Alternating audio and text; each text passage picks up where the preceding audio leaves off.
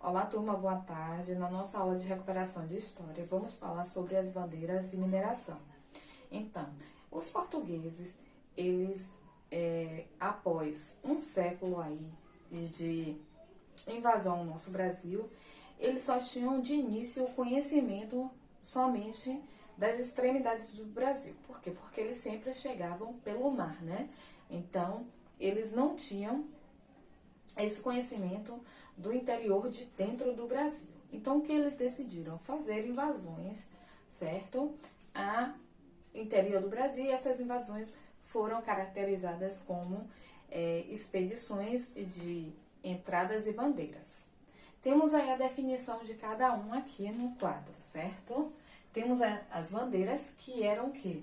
Expedições organizadas pelas autoridades portuguesas, que era incentivada por eles mesmos, certo? Com o objetivo de encontrar o quê? Minas de ouro e aprisionar os indígenas, principalmente também recapturar aqueles que fugiam, certo? E aí formavam os quilombos lá no interior do Brasil, né? No meio do Brasil, onde os indígenas já eram nativos aqui, então tinham fácil acesso às matas, tá? E as bandeiras eram expedições pagas por comerciantes de São Paulo, certo? E temos as seguintes bandeiras. Temos as bandeiras de apresamento, prospecção e sertanismo de contrato. Cada uma tem um significado. As bandeiras de apresamento, eles iam o quê? Atrás, iam buscar os indígenas, certo? Para poder escravizá-los. As bandeiras de prospecção, eles iam à procura de minas de ouro, pedras preciosas. E as bandeiras de sertanismo de contrato eram aqueles que iam atrás de escravos fugitivos, indígenas fugitivos, para recapturar. No ano de 1693, foram encontrados aí minas de ouro no atual estado de Minas Gerais, mas também sendo assim fundadas, né, outras cidades como Vila Rica, que hoje em dia também é Ouro Preto, Mariana, Sabará, Diamantina e São João del Rei. Esse desenvolvimento, né, foi trazendo aí pessoas do litoral para o interior do Brasil, tendo a necessidade de quê? De desenvolvimento. E assim foi aí, as cidades foram crescendo, mas sendo ela a principal cidade produtora mesmo de minas de ouro era Minas Gerais, certo? E essas cidades foram em desenvolvimento, havendo a necessidade de serem trazidas, né, mais recursos. E aí o que foi crescendo lá, né? Principalmente o abastecimento do gado, trazendo o quê? A carne para o consumo próprio dos mineradores e também o uso do couro. Com todo esse desenvolvimento surgiram os impostos, entre eles o quinto, né, que era 20% da produção dos donos das mineradoras, né, lei daquela mineração, iria para o rei de Portugal. E também a mudança da capital do Brasil, de Salvador, foi mudada para o Rio de Janeiro, uma cidade mais próxima a Minas Gerais, certo?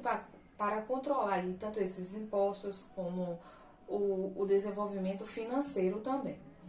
Mas essas mudanças, né, aí esses procedimentos que foram surgindo, teve algumas insatisfações. E aí aconteceram as revoltas coloniais, que vamos falar agora. Durante o século XVIII, houveram diversas rebeliões na colônia, certo? E por que aconteciam essas revoltas, né, essas rebeliões? Porque a população não estava satisfeita com a administração de Portugal. E aí eles resolveram fazer essas rebeliões.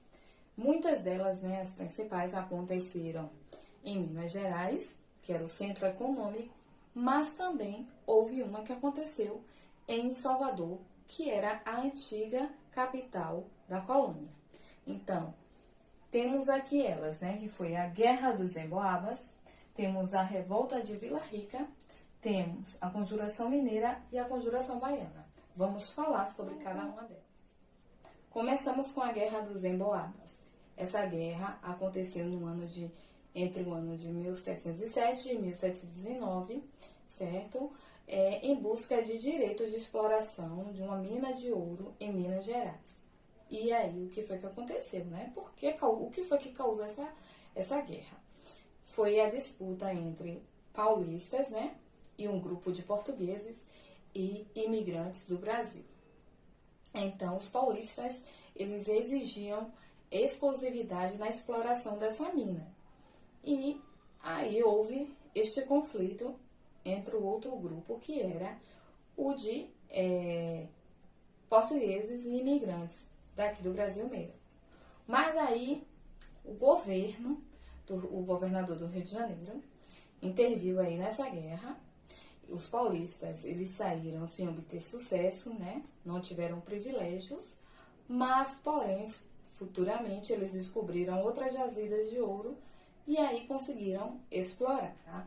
No estado de Mato Grosso e de Goiás. A revolta de Vila Rica aconteceu no ano de 1720, após o governador de Minas Gerais instalar uma casa de fundição em Vila Rica, e aí os mineradores desta região preferiram se rebelir para que houvesse uma diminuição do imposto cobrado, que era a cobrança do quinto. O líder desta rebelião, desta revolta, né, a revolta de Vila Rica, era Felipe dos Santos. Além dele exigir a cobrança, o fim da cobrança, né, do imposto, ele também exigiu o fim do monopólio de alguns produtos e também ele exigiu o fim de algumas opressões feitas a alguns rebeldes. De início, parecia que essa revolta ia dar certo. Por quê? Porque o governador não tinha homens suficientes para combater contra as pessoas dessa rebelião, né, da rebelião de Vila Rica. Mas o que aconteceu? Ele fez uma emboscada, né? Armou uma emboscada. E aí, quando ele conseguiu juntar uma tropa, ele atacou os rebeldes e aí ele prendeu o líder Felipe dos Santos e o condenou à morte. Então, no final também, esta rebelião não teve tanto sucesso. A Conjuração Mineira já foi pelo seguinte fato, né? No final do século XVIII, Minas Gerais começou a entrar em decadência pelo fato de maior parte do seu ouro ter sido já retirada. Mesmo assim, os proprietários das minas, eles eram obrigados a pagar altos impostos ainda aos portugueses. Então, no ano de 1789, eles organizaram, né, esses proprietários das minas, organizaram essa rebelião chamada Conjuração Mineira para ser liberta do domínio de Portugal. E teve outros objetivos, como, tem no livro de vocês, aí na página 391, tornar a região independente de Portugal, constituir uma república em capital de São João del Rei, acabar com os altos impostos, em especial o quinto, né, muito aí falado, incentivar e desenvolver a exploração de ferro, que era outro minério existente lá, e promover a industrialização e criar uma universidade em Vila Rica. Mas o movimento aí foi contido, certo, pelo governo de Minas Gerais. Eles prenderam todos aqueles responsáveis por essa rebelião da Conjuração Mineira. Porém, todos eles foram condenados à morte, mas somente um deles foi à morte, quem foi uma pessoa muito conhecida aí, tem até um dia dedicado a ele, né, homenageando a ele, que é Tiradentes, que ele morreu no ano de 1792, no dia 21 de abril. Por isso que dia 21 de abril é feriado, é dedicado a uma homenagem a Tiradentes, tá certo? Que é Joaquim José da Silva. Agora é a revolta da Conjuração Baiana, certo? Após, né, a mudança de capital do Brasil, de Salvador para o Rio de Janeiro, houve uma quebra, né, uma queda de recursos destinados a Salvador. E aí o que é que aconteceu? Acabou piorando a situação dos moradores da população local de Salvador. Então o médico Cipriano Barata, um líder desta revolução, que é a Conjuração Baiana, resolveu juntar a população humilde, ou seja, os camponeses, aquelas pessoas que faziam artesanatos, os escravos, entre outros, para mostrar essa realidade e sair em busca de seus direitos.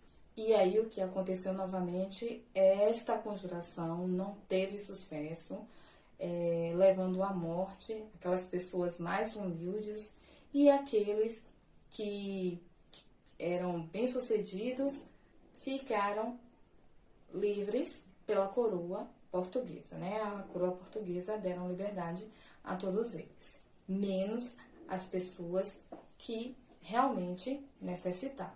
Após a explicação deste assunto, vocês vão responder a atividade xerocada, certo? De revisão aí, onde tem um questionário aí falando: além de buscarem ouro, os moradores da região das Minas viviam de quê? Segundo, a capital da colônia deixou de ser Salvador para ser qual cidade? Terceiro, a região em que foram descobertas as minas de ouro ficou conhecida como? Quarto, qual era o objetivo da bandeira de prospecção? Quinto, qual era o objetivo da bandeira de apresamento? Sexto, qual o objetivo da bandeira de sertanismo de contrato? Oitavo, o que foi a Guerra de Emboabas? Nono, quem foi o principal responsável pela Conjuração Mineira e em que foi organizado? E décimo, qual era o objetivo da Conjuração Baiana? E qual o nome do médico responsável por esta ação? Tá? Que seu dia seja super abençoado. Um beijo.